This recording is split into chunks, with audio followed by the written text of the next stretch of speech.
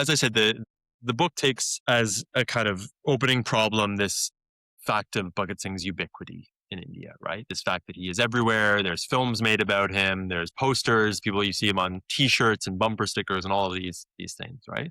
And one of the things that we see a lot of are statues to Bhagat Singh, right? Statues in very prominent places. There are, statues in parks, and there's a statue outside the Legislative Assembly building that he bombed in 1929. It's now the Lok Sabha, of course, of the kind of the Republic of India. But there's a kind of massive statue of him out there. There are statues in village roundabouts. There's a kind of massive monumental landscape around this figure. And one of the things that I say in the book is that this isn't necessarily a indication that Bhagat Singh that his revolutionary demand is being taken seriously, right? I talk about the statue less as a kind of object that, asserts Bhagat Singh as this kind of disruptive figure in public space, as actually a way to contain Bhagat Singh, as a way to kind of like take the ghost, this kind of spectral figure, and consolidate him into a tomb, the tomb being the statue. He's kind of captured there. You can kind of go out on your day to your office job. You see the Bhagat Singh statue, you salute it, you carry on your day as usual, right?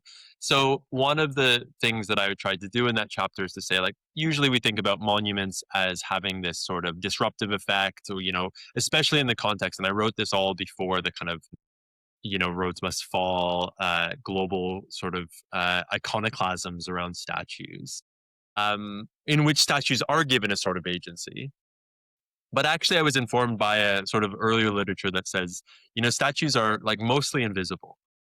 Statues, we just kind of like integrate them into our the background of the place, right? They're animated, of course, on 23rd of March, Bhagat Singh's death anniversary. People will have a rally around the statue. They'll put some flowers over his neck. But other than that, it's not necessarily politically meaningful.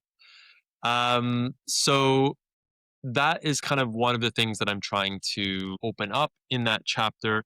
And I bring up Walter Benjamin's work, again, this contrast, as you say, between celebrating the past as something that is stable, behind us, behind the present, something that's happened that we can celebrate or honor, versus saving the past, which recognizes that the past is a site of struggle, that the past is always under threat, or at least the kind of ways that we seek to defend its potentiality or its, potential disruptiveness is always trying to be smoothed over or incorporated by power, by the state, by order, especially in Bhagat Singh's case, right? It's much easier to see him as a brave patriot who died for India rather than a kind of Marxist revolutionary who, sought to reformulate or kind of, overturn social order, right?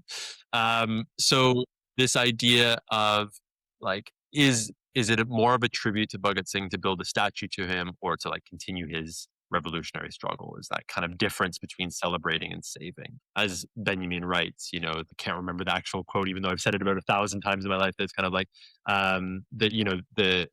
The dead are not safe from the power in the present, right? Like the kind of in an era of fascism, which was Benjamin's period and is also kind of arguably our own.